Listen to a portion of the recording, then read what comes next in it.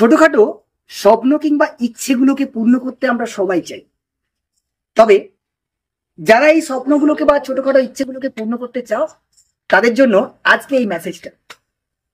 দেখো, স্রোতের বিপরীতে সাঁতার কাটতে গেলে সময় তো লাগবে বস, তবে স্রোতের বিপরীতে সাঁতার কেটে গন্তব্যে পৌঁছে যাওয়ার যে আনন্দটা, যে অ্যাচিভমেন্টটা, যে সময়টা তুমি নিয়েছো, সেই ধৈর্যটুকু, সেই সময়টুকু ঠিক তোমাকে তোমার স্বপ্নগুলো বা ছোট ছোট ইচ্ছেগুলো পূর্ণ করার জন্যও নিতে হয়।